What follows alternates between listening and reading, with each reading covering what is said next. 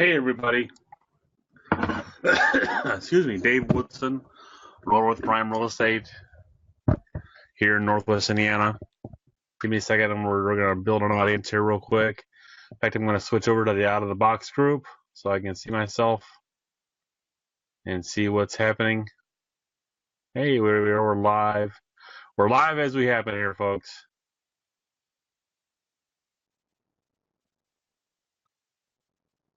And see what's happening. Hey, we're live. Hey, Mary Shannon's in the room. I'm probably getting feedback. So there we go. Live as we happen. We're waiting for Andrew Gavin to join us, and we'll get going here pretty quickly. And you guys got any questions? This is how it works. I'm Dave Woodson. I'm just a realtor, just like you guys, trying to sell houses, trying to get more leads, trying to do what you got to do to get more business, keep people happy, have more closings, et cetera, et cetera, et cetera. And we're just here to talk about it tonight. And that was kind of a last minute. I just hey, it just kind of came to me because everybody's bitching about me not selling my own house. It is a good movie. I think I've seen it maybe a dozen times now at this point. I think it's one of my favorite. Well, not one of my favorite movies. It's one of my favorite sales movies. How's that sound? So I'll keep it at that. My nose is itching. Give me a second. I mowed the grass today. Everything's bothering me. Everything's bothering me today.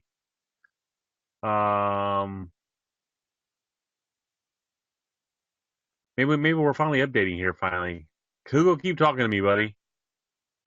In fact, if you want to come on with me, I will do this. Check your inbox for the link. Take that link and join us. Check your inbox. Hey, Brent Roberts is in the house, buddy. Waiting for Andrew to come on. He's probably messing around with Maribel. So let's talk about tonight's wine. It's a Norton Reserva. And it had a 90 rating, so I picked it up. There it is. Norton Reserva. First glass. I've already had a small glass out of the box. My Easter was pretty good. I cannot complain. Small pour. Oh, gosh, it smells so good. I love to smell a good wine. Sounds good. My hair's all fright, though.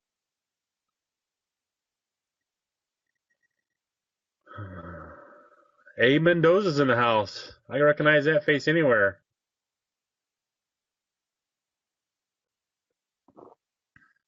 Ooh, damn good. I choose some damn good wines. I don't know what Misha Thompson's talking about, but I pick some damn good wines. I don't pick cheap wines. Even the Boda Box is a good wine. So keep that in mind if you guys are looking for a good cheap wine. The Boda Box is a good cheap wine. So let's go for our first full pour.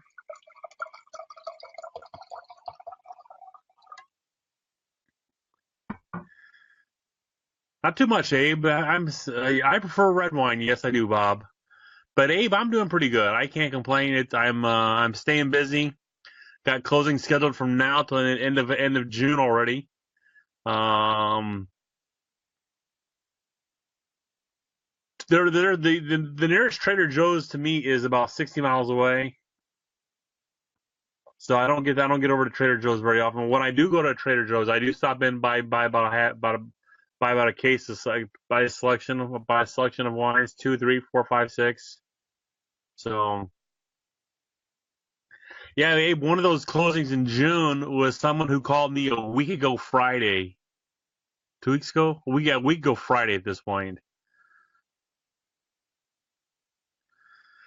And said they this is what they said to me. You're the first realtor to answer the phone tonight.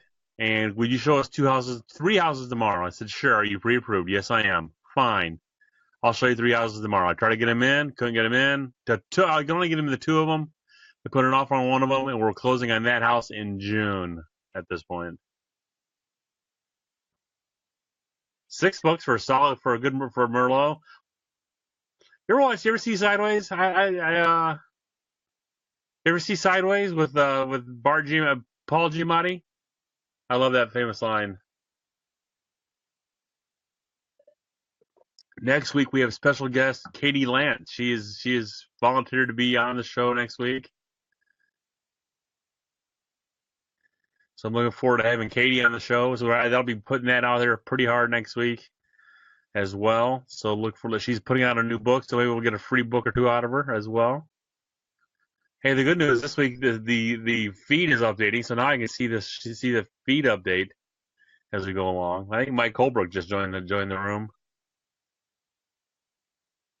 Not letting you install the app. I don't know what to tell you there, Hugo. I'll PM you, buddy. Hey, it's all about the wine for me.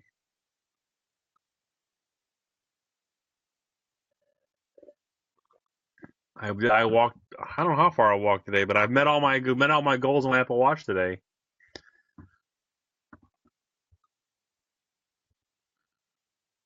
The guest this week is going to be me and Gavin if he ever gets his ass on here.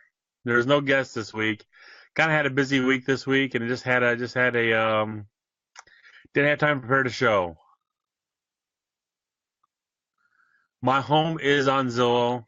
It is on Zillow. It is on the market. Give me 1 second here, Hugo. I'll resend the link again. It's gonna be the same link.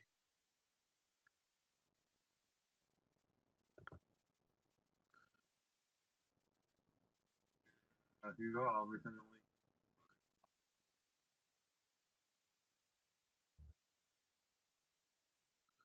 Who are you, Alexander? Where is Wilton Manors, Florida at?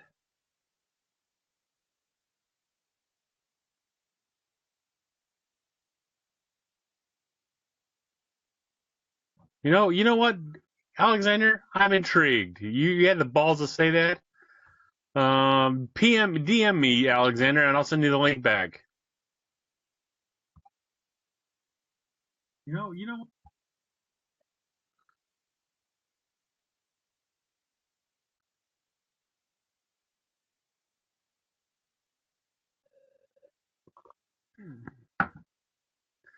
So I've gotten 2 calls on it today. I had 4 showings on it in the last week. Feedback's all been very positive on it. Everybody says it's priced right. Only one person had one negative feedback on it, and that was the only one person had one negative feedback on it, and that was the layout. And I know the layout is odd. The layout is odd. The third bedroom is an odd layout of a bedroom, the way it kind of cuts in and then what have you. If you go look at the Matterport on, there's the first burp, Jessica. Damn it, I had soup tonight. If you go look at the layout on, if you go look at the Matterport on Zillow, you'll see how it's an oddly laid out bedroom and bathroom. So that is the only negative feedback that I got this week. I'm gonna go another week this week, and then consider a price reduction after that. But I'm only gonna come down $2,500 to $165. But I do have a showing tomorrow, and I had a lady call me tonight on one of my other listings that had been sold. So I sent her information on this house. She liked what she heard.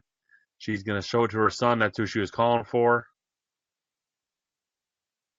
Oh, what does Andrew do? What can Andrew do? So hold on a minute. I'm gonna send the link to Alexander Bourday. Nope, he hasn't DM'd me yet.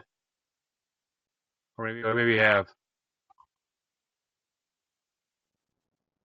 Hold on, Alexander.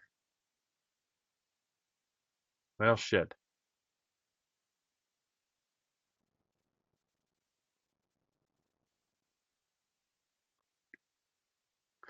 Give me a second, guys. We're doing things in the fly tonight. I don't see your message there, Alexander.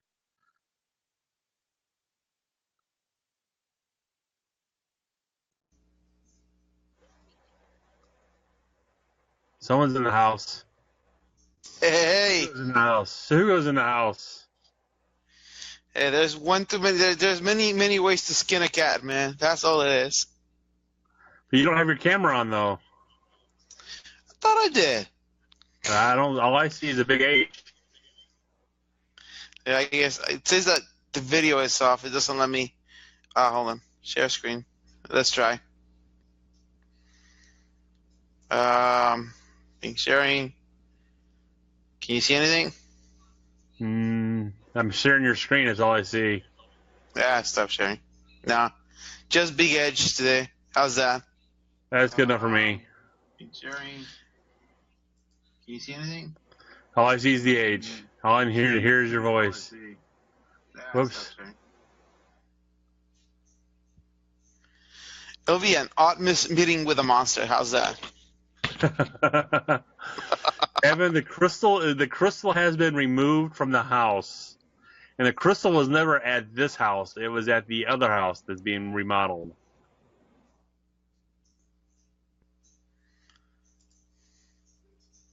John, I've seen those before. I have not purchased any of those yet. I figured I would wait till I got into the new house, and then I would do do that. So. But Andrew's going to be. Go ahead. Sorry. What are you using tonight? What computer are you using? What laptop? Is it Mac or PC? I've got a PC desktop at home. And so I use a PC desktop. I have a Mac laptop that I use everywhere else. When I move to the new house, I'm gonna do a Mac Mini as well. That's good. Then you don't have to worry about the updates. I'm not worried about the updates. I'm pretty well tech savvy, and I tend to survive. I've gotten along this far being tech savvy. So, is Andrew? Are you going to join us tonight or not? He's quitting on us today. He's being a little bitch. He's having too much wine with his wife today. Yeah. So what do you want to talk to about? So what's some of the new tech you got working? What's some you've been doing tech stuff lately? It's what's some of your tech things you want to talk about? I mean, I was just throwing it out there because I haven't had you on the show, and obviously now I'm talking. We're talking tech, and you don't have any your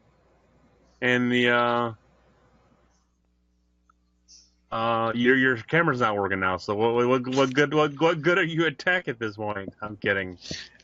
Don't give me a hard time, man. Yeah. Well, no. What's new out there? Well, I'm looking forward because probably I'll be getting the new Samsung 8S Plus. So that's something I want to be trying pretty soon, hopefully. The Samsung, which one's that? Is that a new cell phone? Yep, Samsung 8S Plus. That's a pretty nice phone. I'm looking forward because it has a really nice camera. Really, really nice camera. I thought you were a Mac guy, though. Why would you go Android? Oh, I swing both. I mean, I go both ways. You swing both ways? Does your wife know? She does. Yeah. No, I like both. I mean, I don't have any problem with both. I play with both. I have both at home, but I actually like Samsung. I like the Android. The Android OS. I like it. It's really nice. You can do a lot of good things with it. So we got a question from Wendell. What CRM do you use and why? Oh wow. So CRM. I use the Buffini one. Brian Buffini. Yep, I know Brian. I don't know him personally, but I know who he is. He's a nice guy. I use now. What's up, Andrew? Not much. Just got back from showing property. So did I, as a matter of fact. I had 6:30. I didn't write any contracts. For me, it's just a regular day. I got to show property. I didn't get to, write 2 contracts and sell. Hey, I saw that you had some good action on your house. I did. I'm pretty well happy with it at this point. So I'm not going to complain. What about your wife? Would she complain? Well, she is my wife. She's got plenty to complain about. Awesome. Hugo, do you have any buyer clients right now? If yeah, what do you got out there? I don't got anything for you. I can barely feed myself, buddy. What I was thinking we could talk about is what do you offer your buyer clients that is, let's say, for one, of value, and two, different than every other agent in your market? Well, there's different things. I mean, first of all, I offer them communication. That's the first one. I offer them to communicate with them throughout the whole entire transaction from day one till we close and thereafter. Hold on one second, Wendell. It was the Buffini CRM from Brian Buffini. Oh yeah. Hold on. Let me finish that. Yeah, I use Brian Buffini. Really easy to use, very uncomplicated, and it keeps me updated. It helps me to have my clients from A+ to A to B to C. And, it kind of forces me to make my phone calls every day and add people to my database. That's why I like it.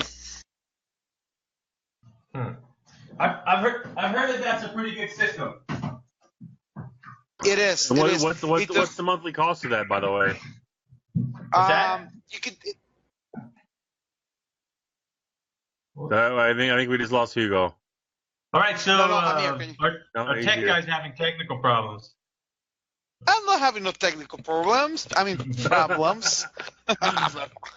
It's the monster that wants to come out of me. Come on, you guys. Don't push him. I've turned green. All I mean, right. blue. All right, so Hugo. Yes, sir.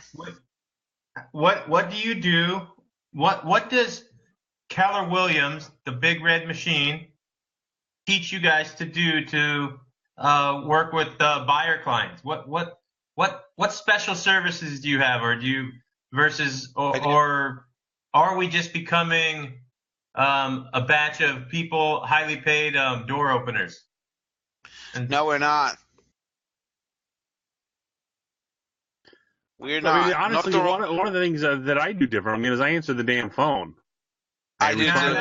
That's a bare minimum. I know that's a bare minimum, but you'd be surprised how few agents do the bare minimum.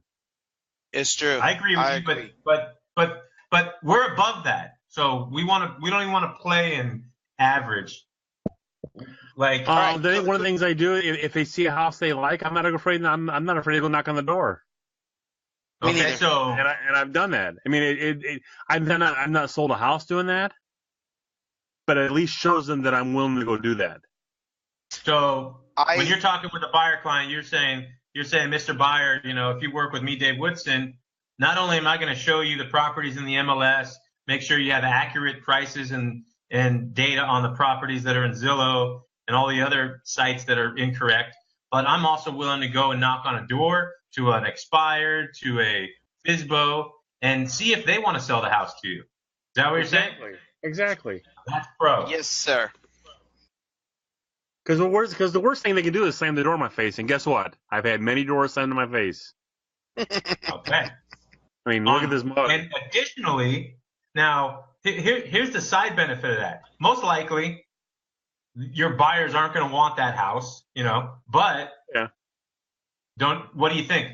They're going to tell somebody what you did, or at least what you offered? Yes. Becomes a massive, and then in that same conversation, they're going to be, two other people are going to be, wow, my realtor wouldn't have done that. And then all of a sudden you got potential referral business. And other things that I've done before is, I've said this in the group 1,000 times, is that I've actually gone out and taken extra pictures for the house. Because if they're out of Chicago and they can't fight the traffic, or don't want to fight the traffic, I'll go take extra pictures, extra video. And now with live video or Skype video or WhatsApp or the FaceTime, it's made it a lot easier to walk through a house now if with somebody. Hey Brent, are you there? Brent, we need to put an auction sign in front of Dave's house. It's time. This has gone on too long. I think we're gonna need to auction it. Brent's your guy. How can you want to use Brent? He'll give you a referral fee, Dave. think auctions work in my area. You don't think so? They don't work in my level of home. But I could be wrong. I don't know. So what do you think? You think Alexander, I just sent you a link. You should, if we're not friends, so you'll see it in your other inbox. Dude, how many people are going to be in your blue jeans, Dave? It's going to be everyone. Enough. No shit. Hey, get a woman on here. As Jessica says, this is becoming kind of a sausage fest. Abe Mendoza says that Dave's house is not the topic, but I think we can teach other people more shit if we don't talk about my house tonight. So the CRM that I use, Wendell, if we're going to talk about CRMs, I'm willing to segue into something else. Is no more talking about your house? And I just bought Lion Desk this week, so I haven't even used it yet. But what I liked about it was the ease of use. It seemed like the ease of use, the inclusion of video and the inclusion of texting as well to it, group texting. So what'd you end up with? Lion Desk. Oh, nice. And it was $200 for the year. $200 for the year? For the year. Oh, is that the annual payment? That was the annual payment. It was a one-time fee, one-time sale going on this week. Man, that is just stupid cheap. So how is the video done? Is it through BombBomb or is it their own? I think they either do BombBomb or they can do they have their own system. But I have BombBomb as well, and I absolutely love BombBomb. How often do you use BombBomb for just email follow-up? Surprisingly little. I mean, I was watching some of their training this week, and I was really surprised how often people were using it and how often I'm not using it. I use it a lot for my Zillow and Realtor and Commissions Inc. leads. Okay, so we'll explain that. So you get a lead through your Commissions Inc. site. That's probably a buyer type lead, most likely. It's a buyer type lead. There's an algorithm. Algorithm's not the word I want to use, but there's like an if this then that type of system in the back end. Okay. So the moment it's having more information, it clicks on my video and it might send up it's a generic video. It says, "Hi, this is Dave Woodson. You just connect it on me in Roost Finder. Our Commissions Inc. is called Roost Finder. It's our company. It's our company branded Commissions Inc. Okay. And so I send that out to them real quick. And generally I call them before they even see the video. Even though they had the video in their email, I call them before they see the video. Okay. That makes sense. Just because they haven't checked their email in the last 10 seconds.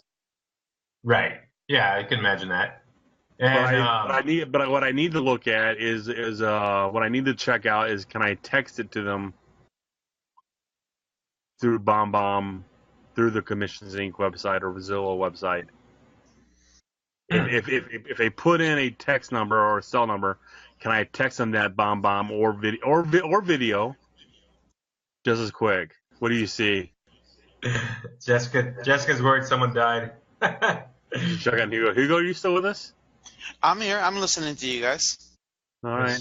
You got awfully quiet on us. So we don't see your picture because you're as a tech guy, you don't have your camera working. Hey. Right? No, I do. I just have the, what do you call that?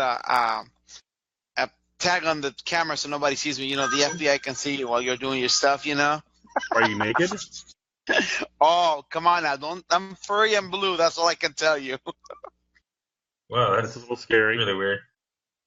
No you haven't seen my. Never mind. Okay. So, Dave, what's the plan for Lion Desk? What's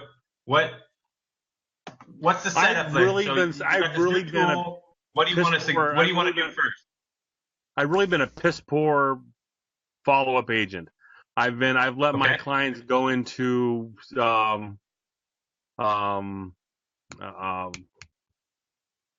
what's the word I want to use? I can't think of the word I want to use. They've been left homeless at this point. No agents contacted them in 2-3 years. So I actually want to start marketing to my past clients, and that's ultimately what I want to do with Lion Desk is get back in front of my past clients, and with the people that I've got that are B and C clients now, make sure I keep following up with them. Because my A clients, my A buyers and A sellers are perfect. Because I stay on top of those guys. No, they don't fall off. My B and C's, my C's fall off. My B's may fall off, but I would like to keep them on a little more. So why don't you start with a I'm sorry I let you down video. They may get one. Just bare your soul. I just invited Jessica. What? She left? She's mad. I just invited her back to come onto the group with us. All right, Jessica, wear something sexy if you're going to be on the show. We're gonna have a plethora of agents on here. Oh. Yes, ma'am. He's getting a call from the wife. But you notice when he got the call from the wife, or when he said what he said? Nice. Yes, ma'am. Yes, ma'am. Yes. She's watching, man. She's watching. $1,000 in an Apple Watch for writing a speech? Oh, come on now, stop it. Brent, I always take calls. Oh, nice. If I got a Zillow lead right now, you know what? I would answer it, and you guys know I would because I've done it before. On the air? That's pretty cool. I've done it on the air. That is awesome, though. We can see you in action. Oh, you can see the Daver in action. Okay. All right, I'm just goofing around on the internet. Holy cow. I go. I will later. Oh, nice. He's in trouble. Hello. The wife came down hard on him. She's on the way. Look at that. I might have to step away and clean before she gets here. Oh gosh, for reals. She said put some sexy on. That's right. Put a little music. Yeah. I had to turn the light back on so she didn't get wigged out seeing your face and me sitting here in the dark. Oh, you guys. So I'm gonna have to go guys. I'm gonna have to leave you. Yeah, yes. Thanks for stopping by, buddy. No problem. When I get back. Hey, what do you want to talk about? You seem like you're out here on a mission, either to teach us something or learn something. Well, every week I want to teach. Oh, Dave. Who? Yeah, I think he said me, Hugo. Thanks for stopping by, Hugo. No, Abe. Abe. I don't see no Abe. Mendoza. All right, guys. You have a good night. I'll see you maybe next week. Thanks, buddy. Be good. All right. Hold on. Bye. Abe is a mortgage guy, just so you know. Oh. So we got to talk slower for him. Sounds like I think maybe there's. Are you hearing me okay? I hear you just fine. Franklin, I don't know how Lion Desk stacks up to Infusionsoft. Did not even look at Infusionsoft.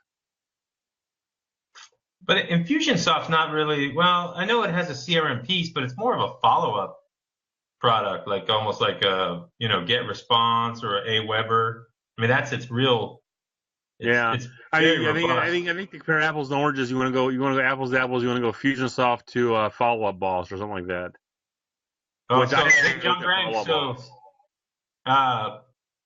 2 years ago, I was Jake from State Farm for Halloween, and my wife was Flo from Progressive. It was such an awesome costume duo. She looked better than me.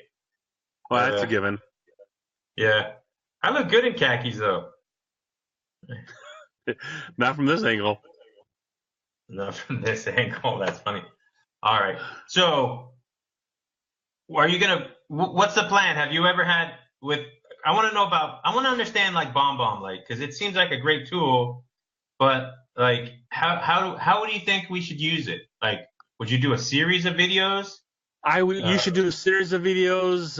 You should do, frequently asked questions. I mean, really, today would have been a great example of why I should have done a video. I literally hate typing anymore. I'm not good with the written word. I'm short and to the point. I assume you know what the fuck I'm talking about. and someone who's buying their first house doesn't know everything that I know about buying a house. So today would have been a great day for me to say taking 5 minutes, done a short 2-minute video, sent it to her. I could have answered all my clients' questions. Oh, hey Alexander, you need to type it down. Doesn't know everything that I know about. You might want to go headphones, buddy. So today would have been a great day for me to say taking 5 Alexander, minutes, headphones. short 2-minute video, sent it to her. I could have answered. All right, nice. Hopefully, we'll get the women's views. We'll get the popular women's vote with Alexander on. Good. So that would have been a great way for me to have handled that today, but obviously I did not. I kept typing, and I literally probably wasted 2 hours of my time typing out lengthy emails, trying to explain to her why we couldn't close at 9 o'clock in the morning, why she had to show up to the closing instead of her husband, and with her husband, and why we had to do certain things certain ways, why we were closing at 11 o'clock at night, 9 or 10 o'clock in the morning on a Monday, and certain things like that. And she just wasn't quite getting it, and it was frustrating to me. But if I'd done a simple video, then I've been done in a heartbeat. But as a professional, shouldn't you have prepared her for that like 30 days ago? See, I tried. I mean, I did. I mean, I explained all to you. So I've explained everything to her at least 3 times. I think, the ultimate, my goal is for every one of my testimonials, or as many as possible, to actually say, I don't know why Andrew gets paid so much money. It doesn't seem like he does anything. Because if that's what they see and think, that means I took care of everything before it was ever a problem. Oh, they've absolutely had no trouble. They've absolutely had no trouble. Only thing they're bothered by is that they can't close on Friday in their new house because they're closing on Friday in the house they sold. So we actually got to do the hoop jumping from Friday to Monday. And I got them 3 extra days in their house on their house they're selling. So they want to close as early as possible on Monday. People they're buying the house from, they're actually going to be kicked out of their house for 2 weeks. They can't close in the house they're buying for 2 weeks. So they're bitching, and I'm jumping through all the hoops. And I try to explain to her, it's like, you're not even seeing half the stuff that I've done behind the scenes. Yeah, but we can't. But so for me, I think it's our job to smooth that out. I mean, it's like when you get bad food when you're served burnt food at the restaurant, you're pissed at the waitress, and she's like, and it's her fault for dropping it off at your table. She should have caught it before she put it down, that's our job. Right. We got to make it smooth. And it's absolutely been smooth. This could have been a smoother transaction. When I talked to the other agent today, she goes, should we schedule this closing for next Monday? Because that's when it's scheduled to close next Monday. It's like, is it the next week, the 24th already? It's like, yeah. It's like, this has been such a smooth transaction. We got the clear to close today. The whole 9 yards. The CD went off today. The clear to close happened today. It's been such a smooth transaction that even the other agent was surprised that next week is the closing date. I don't know. You know as well as I do. In this business, you can't keep everybody happy. No one's 100% happy no matter what you do. Well, I agree with you absolutely, but those are the things that we need to target and work on instead of for me, I don't want to blow it off.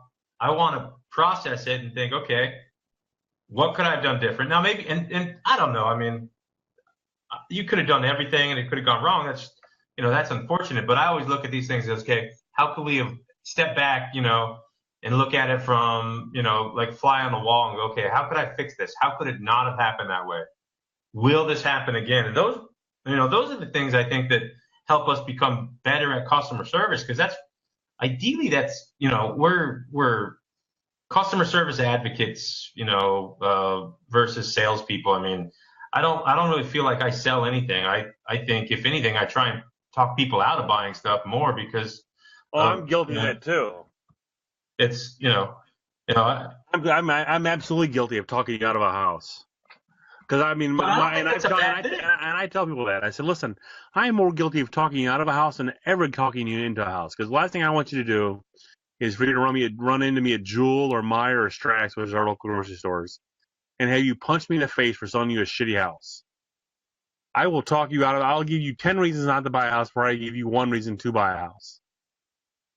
But at some point, after we see the 20th home, I'm starting to sell you houses.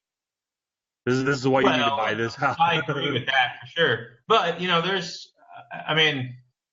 to help them. I think not necessarily you got to buy a house, but you got to figure out what aren't you seeing that you want to buy? Are you really serious? So this is an interesting thing. Like in that situation, if I showed someone 20 houses and they still weren't happy, if I have 1 or 2 leads, and I don't know how many leads or clients you have, but if I only have, 1 or 2 leads trickling in every couple of weeks, well, I'm going to squeeze that turnip as hard as I can. But I don't have to squeeze the turnip. What's that? I don't have to squeeze the turnip. Yeah, exactly. So I'm averaging 2 to 5 leads a day. Yeah. From Zillow to ZBuyer to other systems and to my website, I'm averaging 2 to 5 leads a day. I'm getting to the point I need to hire someone just to call my leads. So call the leads that I don't have time to call the leads from yesterday. Okay. And so if you hired someone, would you have them? How would you train them? Would you script them? Would you just let them run with it? Like, what would you? I would script them. I would do A/B with them. I would script train them with them. Make sure they watch certain webinars. And if they're my trainee, they get coached by my coach as well. Okay. So you ever think about this? So as a single agent realtor, how many hats do you think you wear in a day? 10. From putting paperwork into the system, which is now that the busier I get, I realize this is a conversation that you and Brent and I have had before. When I was doing this with you guys are going back and forth on me. If I don't have an assistant, I am the assistant. No, but I'm starting to realize. That's not what I'm going after. Well, I'm willing to admit it now at this point. Now that I'm busier, I find myself stopping and having to work an hour or 2 hours putting stuff into our transaction management software. All right, so I'm going to switch just a little bit, but you get a Zillow lead, you call them back. What's your goal? Either to get them pre-approved or get an appointment. Get them to call my guy to get pre-approved, or my guy to call them, or if they're already pre-approved, set an appointment. Make sure they're not working with another agent. So you get a Zillow lead, you send them either in one of 2 things. What if you remove one of those and you only did one thing with your Zillow lead, which was set an appointment? And why I say that is, like, it sounds crazy, like, oh, I don't want to talk to anyone that's not pre-approved. Well, I think that if we accept anybody that's interested and go to the appointment, then that's when we figure out how to get them approved. That's what we're trying to help them with. We're not going to do the work. We're going to send them over to Abe, the mortgage guy, but we want to be, in charge of that to help them. So, forget about trying to send them there. Meet them first, secure that relationship, and then say, you know what? We're going to work great together. I need to get you in front of, whoever mortgage agent that you like. And you're going to find it's hard to believe at some point. You're actually going to shit yourself when I tell you I won't work with anybody that goes below 100,000 in income. No. In a price of home. If you're looking at an $89,000 home, I'm giving you that lead to another agent. Okay. I'm getting a referral fee off of. Sure. But I will not work with that person. But that doesn't change they have a beer budget and champagne taste. Well, everyone's got to start somewhere. But I I mean, agree my there. point is, so where I'm trying to get with this is, I think us agents, and I'm absolutely guilty of this. When we wear all these hats, whoa, don't do that. Marketer, Alexander's back. Nice. We're the marketer. We're the sales guy. We sweep the floors. We answer the phone. We put the mail out. We don't separate ourselves to one task. And the lead follow up, I think, is where it gets the least amount of focused attention. What's that? I agree. I mean, I agree. Because if I didn't reach you Monday or Tuesday, if like today, I had every lead that came in today, I got a hold of. But if I didn't get a hold of you today, I chances of me calling you back tomorrow, it fell 50%. Right. Because I got busy doing something else, or I got two other leads that called me. Yeah. That seemed more promising. So if you had, so you're averaging 2 or 3 leads a day. I think for a lot of real estate agents, they would love that. Because a lot of agents are getting 2 or 3 a week or 2 or 3 a month, if that. So they completely hump they completely hump that leg. Alexander, can you hear us? Yes, I can, man. How are you guys? Good. Yourself? Tell us your story. I don't know you. Tell me a little bit about you. All right. I live down here in South Florida, and I've been in this industry for 16, 17 years. I was been kind of a little bit of everything: a mortgage processor, loan officer before the market crashed. Once that crashed, I went back to college, studied some visual effects, which is helping me right now, as a realtor. But I've been doing the realtor gig for several years. So that's story. It's kind of my story, but I'm not nearly as good as looking. Okay, you look pretty good right now, man. Like Arnold Schwarzenegger and Danny DeVito. So what? We're twins, like Schwarzenegger and DeVito. Yeah. So do you have Alexander? Do you have assistants? Do you have a team? What are you doing? Are you a broker? You know what? I kind of like to work on my own, but I partner up with a few agents here and there. Just because of my marketing skills, they kind of use me a little bit, which helps me out because I work with some pretty good agents, and but mostly I like to work on my own, man. Okay. And I team up, but it's not really we're not a team. We're just we kind of cooperate together in a way. I don't know. I like that. I always, I've been trying to think about a way to do that, but it seems like the startup of that scenario is really hard, especially if everyone's not kind of successful on their own already, because then they want to grab. Oh my God! Turn your shit down, Jessica. It's like Dave. That's what we're gonna call her. Yeah, it's hard unless you have it's really hard to find two people that really connect and work well together. Or I would say it seems easier, but it's really not. It's a lot harder to find two people that really work well together and can really make a good team. Right. You have expectations that you set upon yourself that you expect other people to live by, and they don't. So it kind of sucks. Yeah. It sucks in a way. I mean, it's like, it's like right now. If I got a Zillow lead, I would call it back right now. Some people might say, "Well, my kid's crying. I can't call back." Well, fuck the kid. Want to be a good dad? Go and play with your kids. I need you to call leads right now.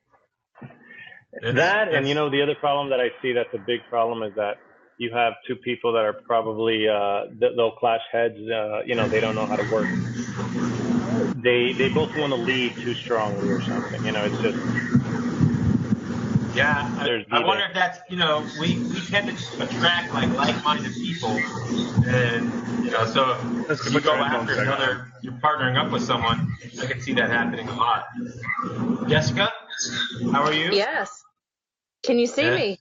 I see you. I got you. Yes. I can't see the chat. I don't know how that works. Well, you gotta have a split screen. Oh, I didn't set it up. Dave, is this the first vagina that's been on? Did I say that? Sorry. Is this the first female that we've had on the show? Well, I figured It is the first female we've had on the show. So Jessica popped your cherry. I thought you were waiting for Katie. Well, I can wait for Katie until next week. Katie's our first female author. How's that sound? Nice. Dave gets around. That's right. Yeah. So you guys, Alexander and Jessica could be an interesting combination because now what I like about Jessica that she does, she's like the editor in chief of her local community rag. I mean, she has total control. So if you're in her area, you need to be nice to her as a realtor. Hey, what area is that? Make sure I'm. Tampa, Florida. Tampa. All right. Cool. Well, you're still about 1,000 miles away from her at this point. Now, how has that helped your business? Like being in charge of that, and how do you leverage that? Well, for example, I went to a civic association meeting tonight, and that's the group that I do their newsletter. It's about distributing 2,700 homes. Holy shit. Used to live in the community. My mom still has a house in the community. It's about 10 minutes down the road from me, a lot of ties there. So I go to the meeting today, and there's the new director of the local YMCA, which is located in the community, who I've already met because I was the first person. One of the people on his board said, if you're looking for a house, you got to call Jessica. So I met him 6 months ago. They're renting now. They're trying to sell their home back in North Carolina. But when you become the person to know in your community, other people are quick to connect people to you to get plugged in. So it kind of gives me an up in that way. Yeah. So what is it? Alexander, being a marketer, do you buy into the kind of the Vaynerchuk theory of be the mayor of your town? You think that matters, or? You know, it kind of does, yeah. And my idea is what I've been trying to focus on is, I'm big with videos and cinematography. So I've been trying, just recently I've been ramping up, getting ready to start doing videos, just like you see those people, pumping out videos, tips every week and blogs and all that. But a good idea that I was tossing around was, Wilton Manors is a small little unique community, and it's Fort Lauderdale or whatever. But you never see this, like an agent do an interview with the owner of a restaurant and show off the hot spots in that, in the area, in the city, so that when anyone Googles or is interested in the area, your video is going to pop up, and you're kind of like the go-to person who knows, you've shown off all the different restaurants and hot spots, which as a realtor, I think, it's back to in the old days when you kind of really knew your home base. But I think it does matter. Yeah, so I'm seeing that Terry, I can't think of Terry's last name now. Terry Wagoner. Wagoner. He's doing that, but he's doing the funny side of videos. Do you think the funny? Yeah. Do you think the funny works? I mean, do you think the funny's getting him found online, or is it just agents seeing it? I think it adds a twist to it. Yeah, I mean, people like comedy and people love to just laugh. Instead of it being serious. Yeah, I think it would definitely work. You know who's another person who I kind of look up to? What's his name? Patrick Lilly in New York. I haven't seen his stuff. I don't think I've seen his stuff. Yeah, he's pretty good. He does a few of the restaurant owner videos and shows off what's in the area in New York and all that. And it really kind of makes him the guru. When people look up anything in New York, he pops up and See, these guys just piss me off because I started doing video in 08 and I let it lapse. It's hard, man. Like creating content is so hard. Well, one of the areas, especially with all the other things we do. Alexander, when you get a chance, do a YouTube search for Santee Saturdays. And there's an agent out here that has his own brokerage. He's nailing it with what you're talking about. Like, he owns that town. Like, it's incredible. Really? Yeah. Well, what is it called again? Santee Saturdays. Saturday. I know I've said this. I said this guy's name on here a few times at this point. But check out the lawn care nut. I mean, if you're looking for someone who tells a good story, the guy tells a great story, and it's about fucking lawns. Not fucking lawns, but lawn care. Like a mole? Like a mole. One of the things that I have found is a good connector between kind of my offline marketing and my online marketing is things to do.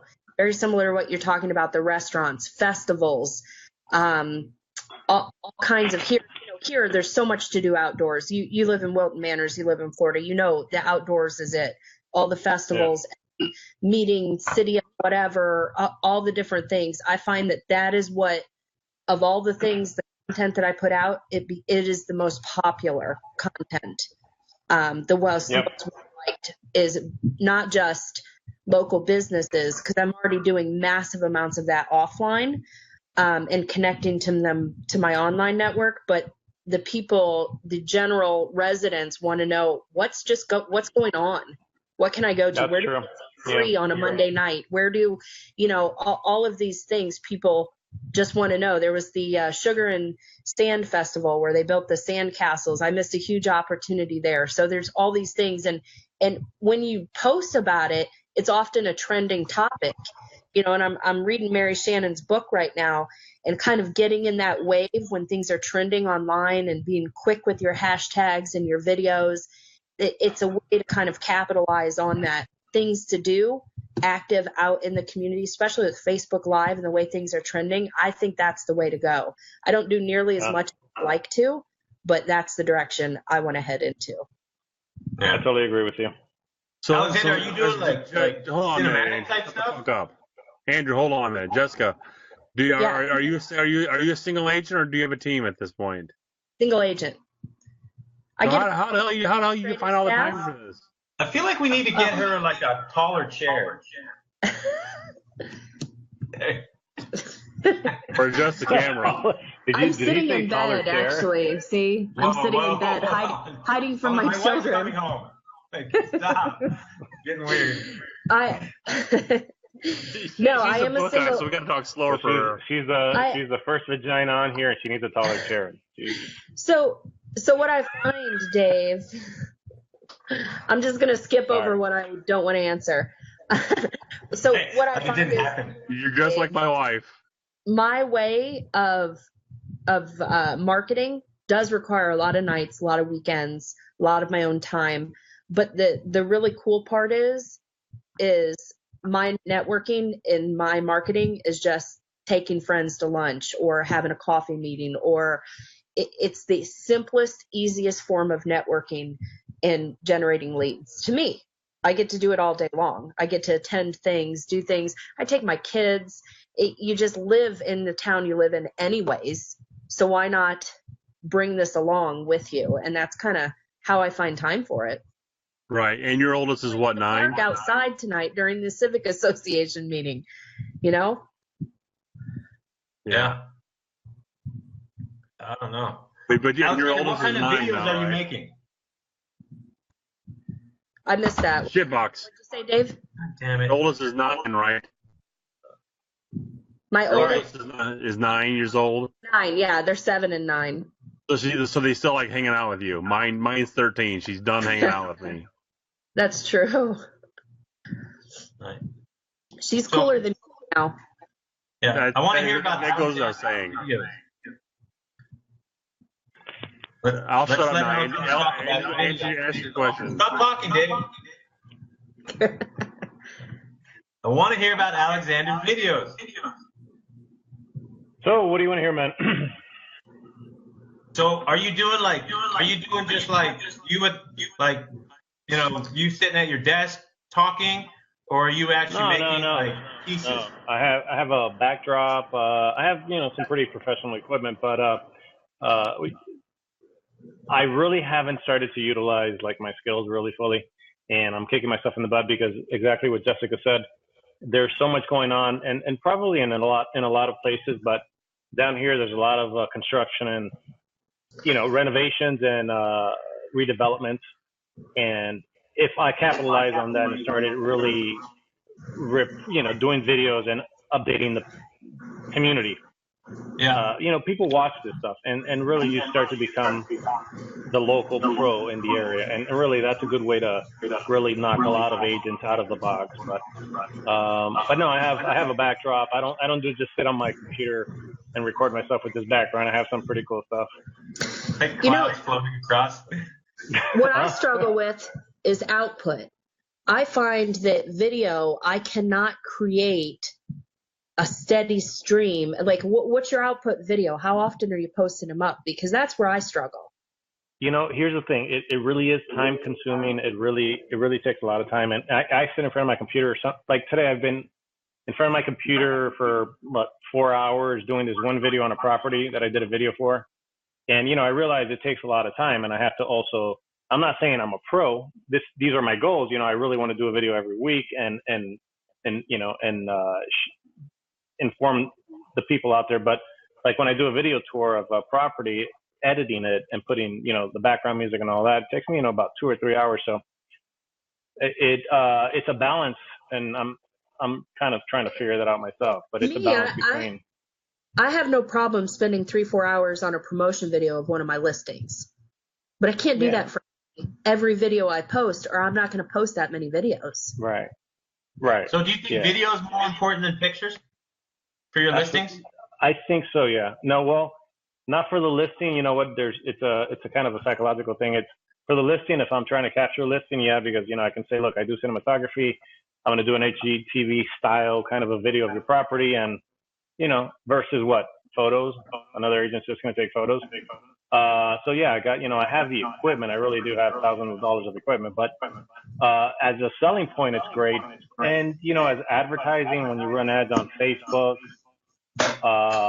people see that, and it helps when you run it locally. It helps other people, other prospective sellers see your stuff and see that this guy really does put out good stuff. So it's easier that when I go door knocking, which I do also, it's kind of like they play on each other. And does it really capture buyers? It's like an open house. It's kind of the ratios are a little lower, but it's possible. But it's really more. Are you using drones there, Alexander? Are you doing drones yet? I have a buddy who has a drone. I'll show you. I'll send you a link of what I do. But if it's a nice house, I'll have them come out with a drone. I think pictures are still way more important. Like way more important. Now, for what you're using them for, Alexander, the idea of marketing piece behind it, getting more eyes on your property, promoting it to a seller or a new potential client. Totally agree with that. But I think Miracle's calling. I know. I'm trying to. So let me get through this thought though. But think about this. It's like a commitment level. Like don't know what you're about to look at in this house. You can scan through 25, 30 pictures and then go, I'm interested. Those were great pictures. Looks good. I want to watch the video. Versus, I don't know how long this video is. Do I even care yet? That's why I think the still pictures are still massively important. Yeah, true. They are definitely important. But as far as just advertising on Facebook and getting, it's a marketing tool for yourself. It really helps you just put yourself out there and show off. It really does. And that's what I'm trying to do is capture listings. At the end of the day, I'm trying to capture listings, and it helps with that. So what I'm hearing you say is the sellers dig it. Is a what? The sellers dig it. Wait, right? Jessica, you're sitting too low. What? Yeah. The sellers dig it. That's why you do it. This is like a counseling session. She's going to repay back to you everything you say. So she make sure she heard it. You're right. Yeah, no, I better make sure I'm nice, because if I ever go to Tampa, oh boy. Yeah, no, sellers dig it definitely. You know what? When I run an ad locally, of course I pump it and I farm this area, my area locally, and people already see the the video of the face and all that. And I just shot a link on Facebook so you guys can kind of get an idea of one that I did for a a property recently, but this is for a buddy of mine. I didn't put my picture on it because I was doing it for him. Cool. I don't see the link, but I'll take your word for it. All right. I guess we pissed Okay. Andrew off. He left the room. I like how he just bolts. He walks out real quick, like he's on a mission. When Maribel says jump, he jumps. Stop it. If your wife was as hot as mine, you would do what she says too. Why did you run from the room? I got a text of a list of chores. Hey, so what I was thinking though is, the ideal thing is what we're talking about is all this content. It's incredibly hard to develop. It's nearly impossible to be consistent. But if you can, if you start doing one here, one there, two here, you get consistent for a month, you miss a month, you get back on it. At the end of the year, you got content, and you can repurpose that. I also believe that, I have 3 separate groups of people, in my opinion, maybe 4. My phone, my email list, they're a little bit different. There's some overlap. My Facebook friends, like all 3 of those are complete. And then my past clients or my open house or whatever. And so if you can only produce one piece of content, well, you can use that over and over. And this is what I think that we waste content a lot with the idea of, well, I put it out. And so assuming that if I have 50 people on each of these lists that, oh my God, Andrew sent us something, I'm going to open it and read it. Well, it's going to be 3 people on each one. But if you send it a second or a third time, you might get 4 more, And so, I think we just waste content. Especially realtors, because we get it. There's so many ways to get it. I just burped, Jessica. Sorry. Uh-oh. She's getting reprimanded. Yeah. He's talking to 3 guys. Don't let her lie. Talk to me sexy, Jessica. Stop. Get me in trouble. He's like, what are you doing here? You got any girls in that class? He wants to know where all the girls are. That's it. We only need you. You're the only one. It's a sausage fest. Oh, boys. That's too funny. Woodson, that's a weight joke, actually. That's fucked up. It's not even like. Hey, do any of you guys door knock by any chance? I love door knocking. Door knock around listings or just sold.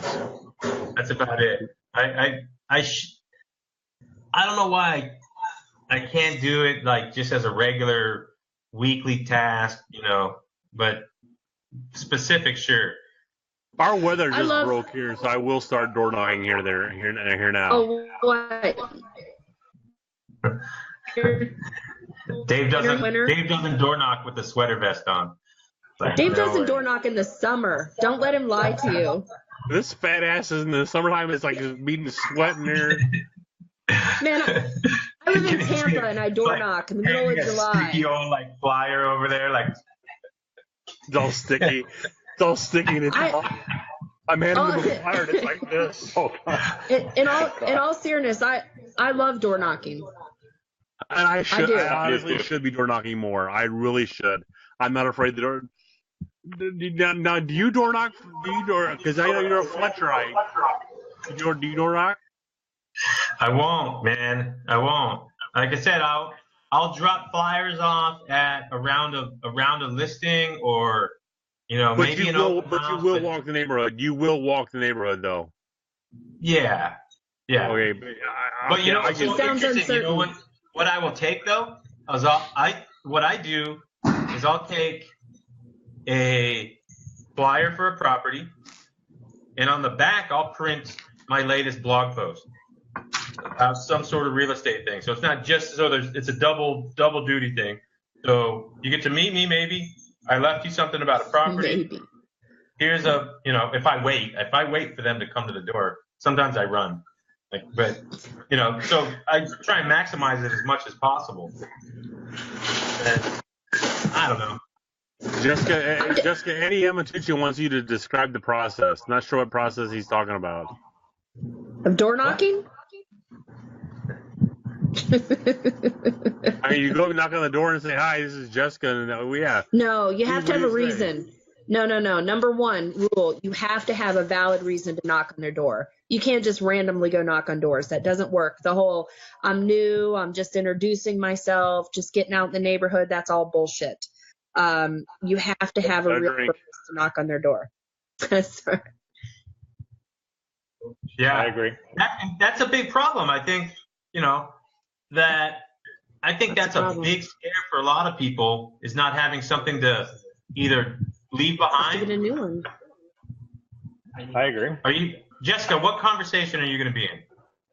Let's pick. He broke the shower head. Sorry, we got a real thing going on here. We had a water leak.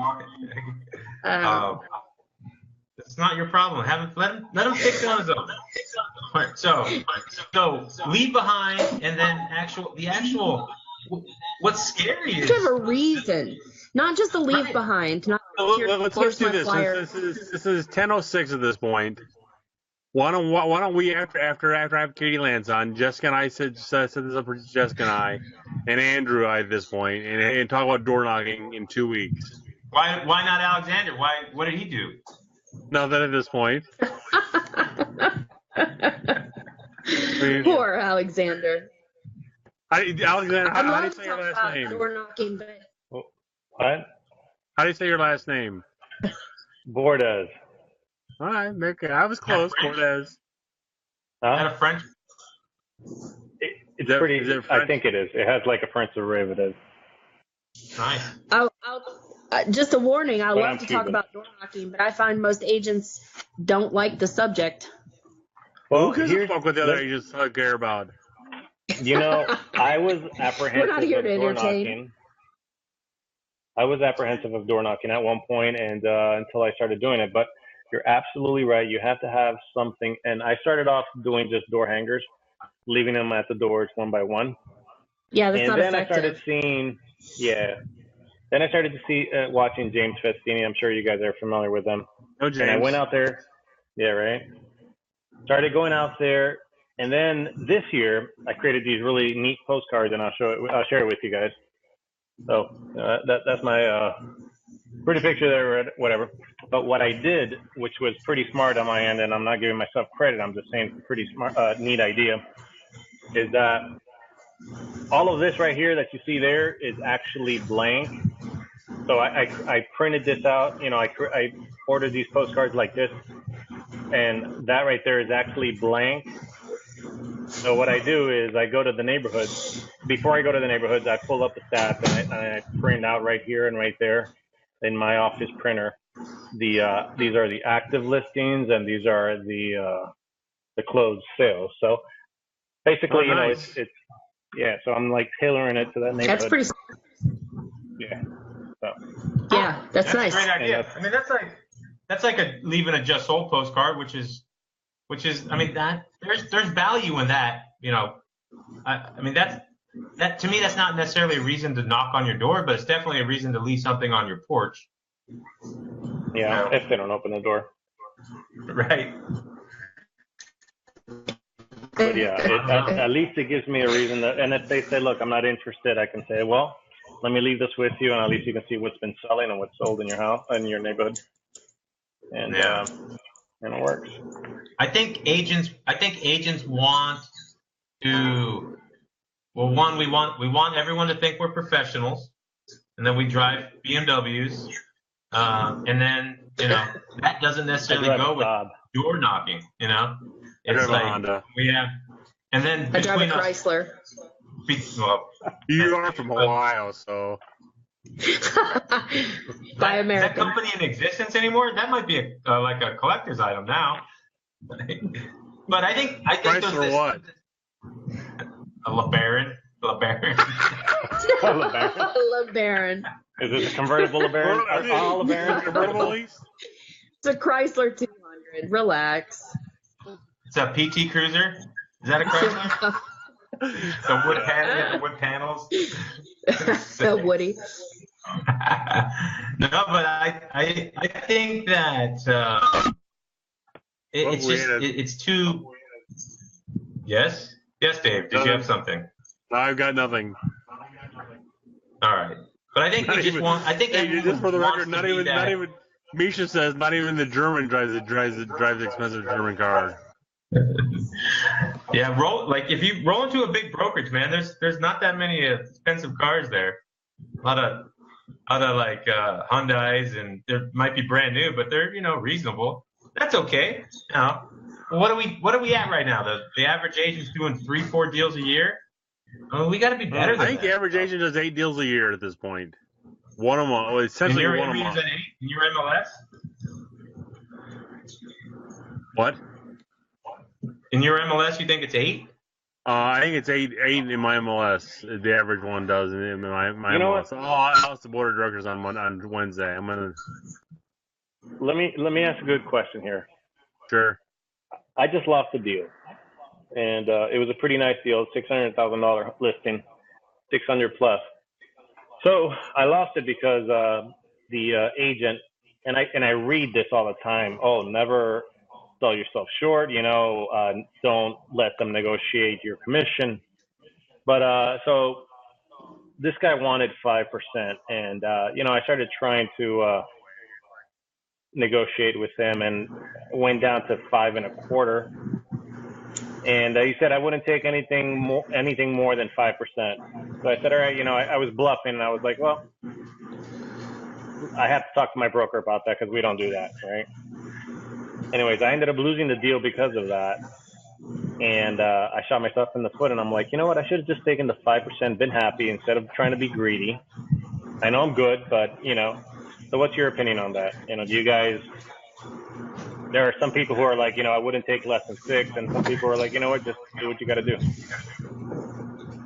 I'm one of those guys. Do what you got to do, because I just took one that was less than that because I knew I had them on the buyer side as well. I was selling their house, and also knew I had them on the buyer side. I fight for my standard. Part of the reason is, in my area, there's kind of full service and then there's discount, and you should pay less for discount compared to what I do. That should cost you less. And it's an easy objection for me to overcome. I'm confident. I have yet to lose a listing in the last, probably year and a half to anyone because they undercut me on commission. I've lost listings, but not for that reason. I think it's a tough question because it's not. I don't know if it's just confidence. I mean, you're scary though. So like I would do whatever you say. Why am I scary? Stop. So, but I mean, I guess if I think what happens, Alexander, what you're up against is that other agent that took 5%. That might be the only deal he has this quarter, and so they're going to do whatever they can. Hi, Maribel. You look nice. Yes. But Maribel. Everyone's here. But it's Well, I this think guy not also, only did he take less, She looks mad, Andrew. Is she mad? Wait, hold on. I got distracted. So did I. What else did he do besides drop his commission? Excuse me for a minute. Well, he overpriced it big time. Okay. Which is typical so he thing. promised But more, I'll make you more and pay me less. Yeah. That almost, However, my fault is, and I'm sorry to cut you off, but my fault is that, or where I feel I failed, is that I had that deal and I kind of acted a little slowly. I could have just taken 5% and he would have signed a contract. Yeah. But because I was, procrastinating, trying to go back and forth, I lost it because of that. It's a tough one. I think you've gotta set the standard of what you're gonna do. So in that situation, you've got to figure out what his hot buttons are, and then sort of place some doubt in what this other guy is gonna do. Sure, at 5%, is he gonna be able to do A, B, and C for you? and most likely, whether that's extra or not. Going. What? Is there something? I have to point out, Andrew, you said that I'm scary, but you're basically telling him to totally screw with his mind. What? Figure out his insecurity and play it. You're with the seller. He's comparing you to with another agent or two or three. Typical listing situation. He brings up a good point. We really should not be talking about commission at all. We're not. We're talking about getting paid. Anyways, so moving on. But it's about, look, what is he going to do for you? Like, I understand 5%. That's a fair rate to pay someone. Puppy. And you know what? At $600,000, I'm going to make a lot of money for that. But Very true. Mr. Seller, can I ask you do you know why he's taking less? Is it because he's desperate? Do you think that, is it at 5%, is he going to give you, does he have buyers in waiting? Does he have, what is he going to do for that? Like, you could list all these different things, that you potentially could do. And I don't know what those are for you, but if you can put that doubt in it, at least gives them a chance to go, Well, and do you guys find, I'm sorry, What? I didn't mean to interrupt. Do you guys find that your sellers, I find that they're saying that to me, but the other 2 or 3 agents they're interviewing too. They're trying to see who will do it for the reduced rate. And oftentimes it is a ploy on their part. And I blame no one. Hey, negotiation's part of the game. They want to negotiate. We want to negotiate. I never blame a seller for wanting to negotiate. But often it's a teaser that's to see of this lowered commission. Yeah, I agree. This really could be our first opportunity to negotiate. But really, this is something I heard someone say this year, and it really hit home with me. Why do we let agents who will be in the business next year dictate how much we make this year? Yeah. What does that mean? Well, people who won't be in the business next year are saying, "Well, I'll do it for this. I'll do it for this. I'll do it for the cheapest. Well, I'll do it the cheapest way possible." But they won't be in business next year. So we're letting them dictate how much we make this year. Said another way, why do we let those who aren't good at articulating their value set the price? Yeah, exactly. Bam. Yeah, that's exactly it. In the absence of value, The God of Thunder, bringing it down like Thor's hammer, fucking dropping it on our head. I talk a lot. Hold on. I know how to use my words. My mic.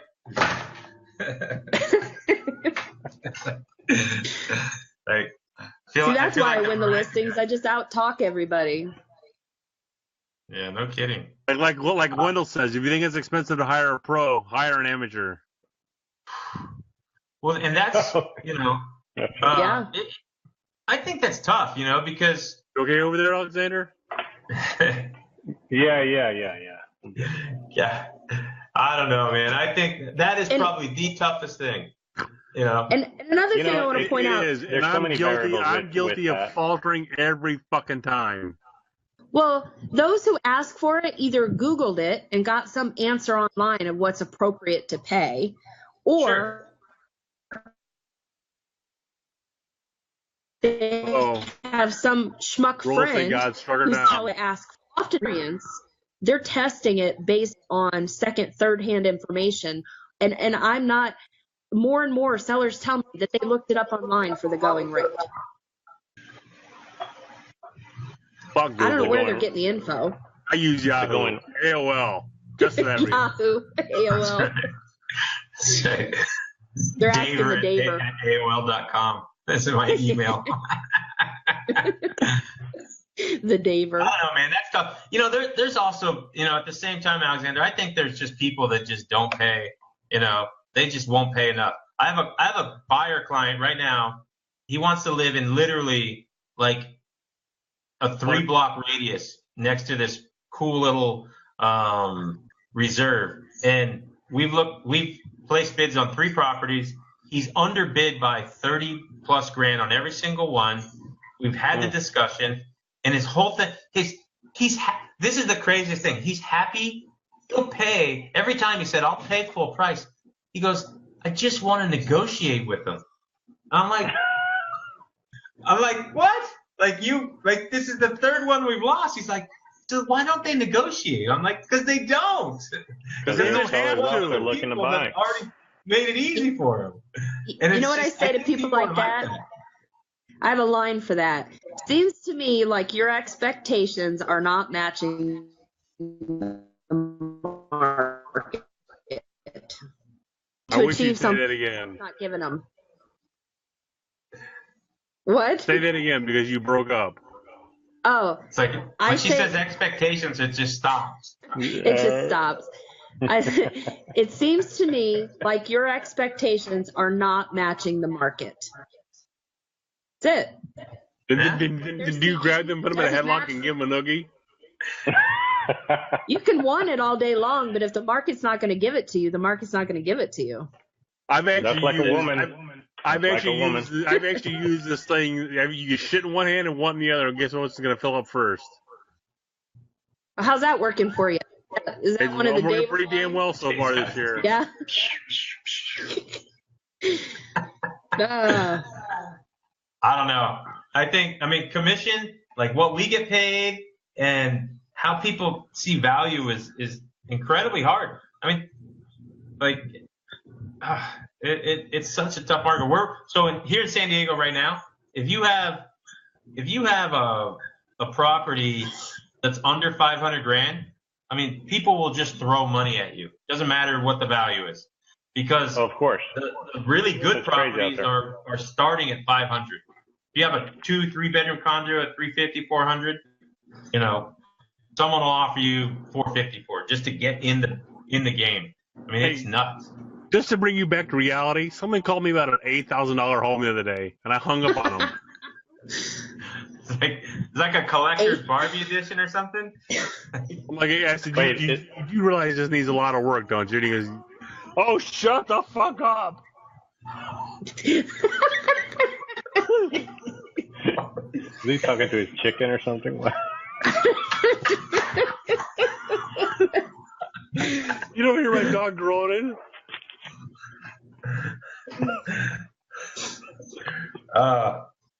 Yeah. Hey, I wonder what we could get. I with Woodson is not safe for work, so you know. Oh, this is so great. My puppy's whining like a little bitch. Go fuck upstairs. Go upstairs. Tune in next week to watch Dave cuss out his cat. No kidding. I don't have a cat. Oh, boy. Well, not anymore, probably. Hey, Dave, That's you some should be deep shit. lucky Like, we didn't that's tease like- you about not selling your house this week. Okay. I will Is that sell how it you within- treat I your- will sell it your within clients 2 when they weeks. Come through there? What? Is that what happens? Are you like yelling at your dog during showings and shit? No, I Kicking get the it? dog out of the house. You know, Get out of their way! if every agent in here wrote down the top 10 things stubborn FSBO sellers say, I think Dave said them all. What was it, last fuck week you, or the week Jessica. before? He said them all, every single one of them. Well, get the fuck out of here and go fuck upstairs. That was one of them. What was that? I'm sorry. That was like, I think that was German sign language. I'm not sure. This is not going to get me in the iTunes top 10, by the way. You shouldn't have cussed your dog out. God. I'm gonna get PETA on my fucking doorstep tomorrow just because of that. Oh, man. So I'll tell you an interesting story happened this week. Oh God. I call this guy Pablo the Panty Sniffer. I need a refill for this one. Yeah, go get a I was gonna refill, 'cause say, I'm really wishing I had one right now. See, I didn't think it involved telling your dog to go fuck upstairs, but now I'm rethinking that maybe it does have So something to do. 2 years ago, a short little man comes into one of my open houses, and it's a busy open house because I'm a goddamn good realtor. And while I'm talking to one couple, he's back in the bedroom looking around the house, and when they leave, That should be the next subject. I go back to look at. I go back to find him. I answer him his questions. I hear a drawer shut. I really don't think anything of it. Wow. I don't think anything of it. Because I'm a young, naive agent. Yeah. So fast forward a year, Dude. he comes to another one of my open houses. It's not vacant, but no one's living there. I catch him looking underneath the bed. So far, So the common denominator here is you, Dave. I'll give you that. So I catch him looking underneath the bed, and so I kind of, I'd be the overly aggressive agent, and I start, asking the buying questions and things like that. And he leaves pretty much soon after that. Fast forward to this year. I scheduled an open house from a week from Sunday. He shows up a week early. Tries to get into the house, and the buyer and the sellers call me and said, "Should I let this guy in?" It's like, no, you don't let him in because we don't know who he is. Give him my card, have him call me, and I'll schedule time to show him the house. I said, "Oh, by the way, is he short and Hispanic?" Yes, he is. Is he driving a gray Accord? How did you know? Exactly. How did I know? Is he driving a gray Accord? Yes, he is. How did you know? Well, I've had a run-in with this guy. So I call the cops, and I kind of explain the situation to them, and they blow me off. So I call another broker here in town. I said, "Hey, have any of your agents complained about this guy?" And I explain, I give him a detail of this guy. Oh yeah, he's Pablo the panty sniffer. He comes to open houses, goes through drawers. But because he goes through the drawers and sniffs the panties. The police told you this? The other broker did. Oh. So now guess who shows up to my open house 2 hours after my open house last Sunday? Your broker. Pablo. Panty sniffer. Yeah. And what did you do? I chased him out. I said, "Get the fuck out of here." I actually opened the door and said, "Get the fuck out of here. I know you are." You're Pablo the panty sniffer. Get the hell out of here. Yeah. I think I should have a video? website just for this guy. You could save 50% if you look at Geico.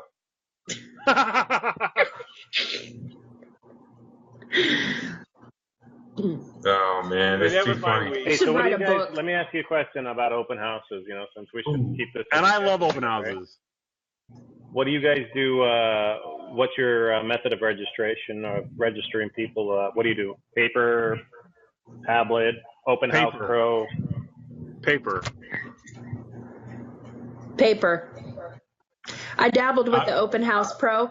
Paper works the best. Yeah, I realize. I do paper too, and I set up. Rather write.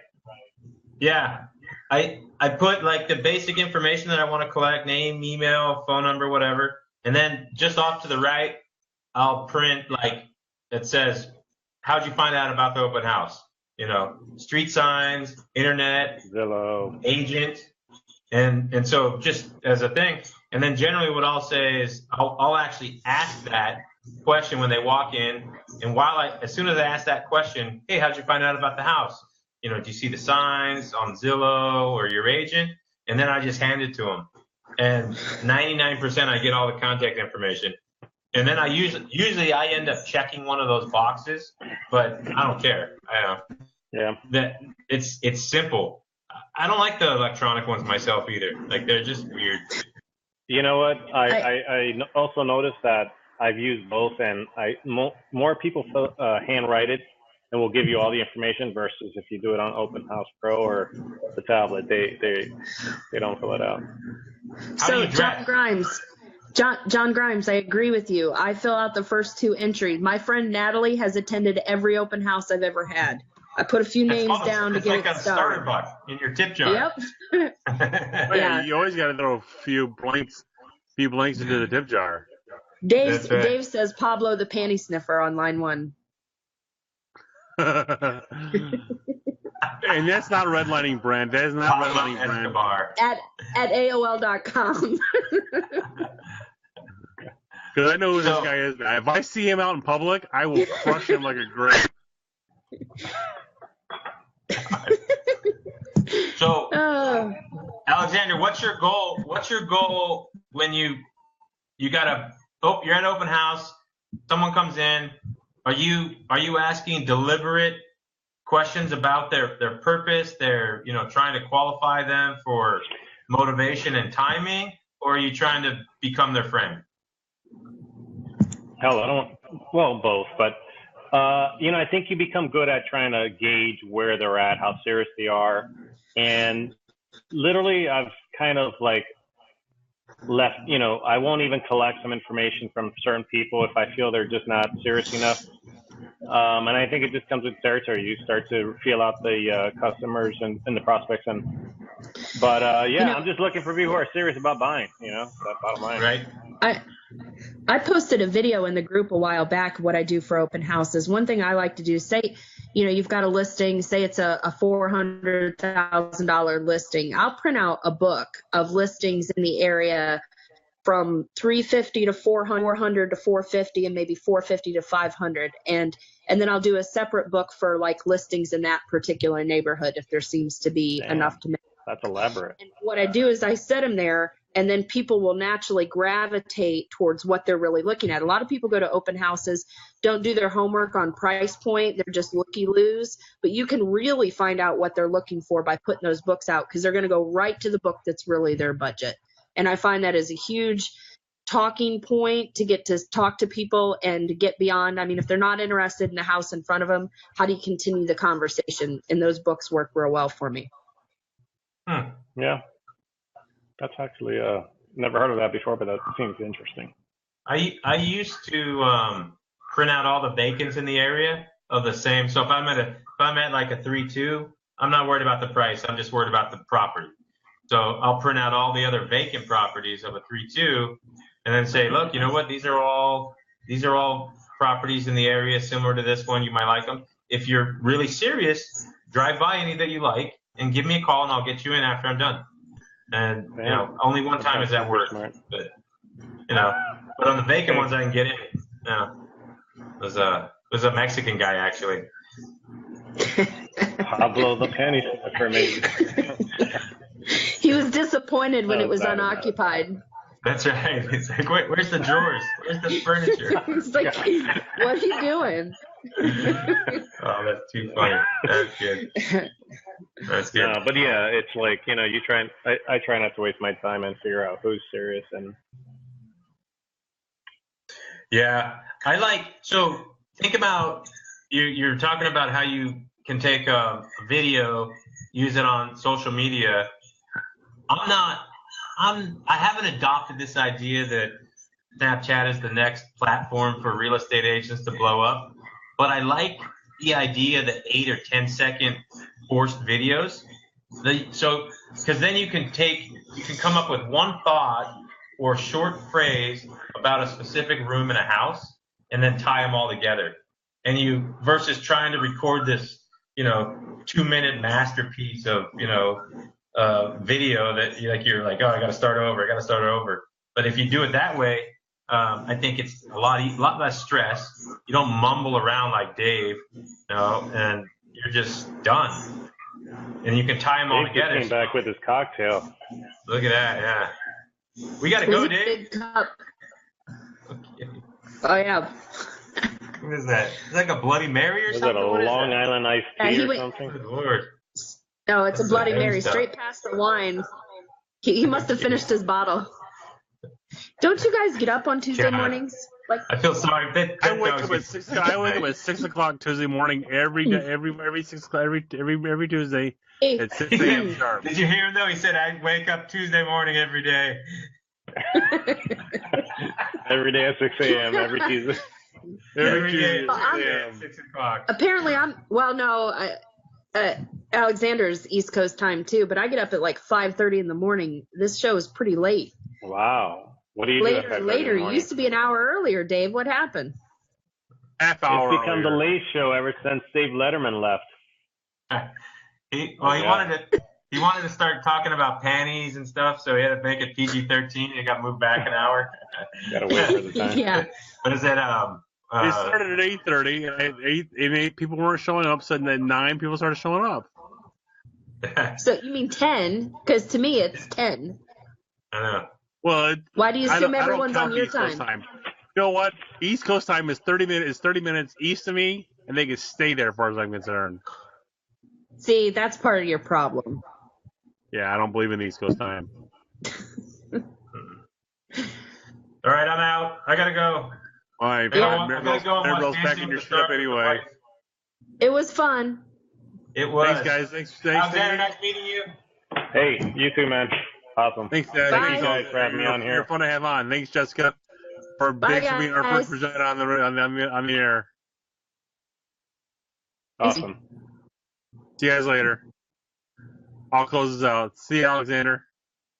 Hey guys, I appreciate you all stopping in tonight. This is Dave Woodson. If you guys got any questions, feel free to hit me up at 219-872-8000. You can text me at 219-608-9790, or you can email me at dwoodson@gmail.com.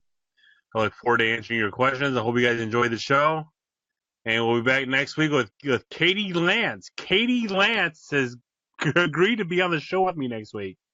So obviously she doesn't know what the hell she got herself into. If she does, well, hopefully she didn't watch this week. So you guys got any questions? Feel free to email me, call me, text me. We'll get them done. And you guys, appreciate you tuning in, and talk to you all soon. Bye. How the fuck do I stop this thing now?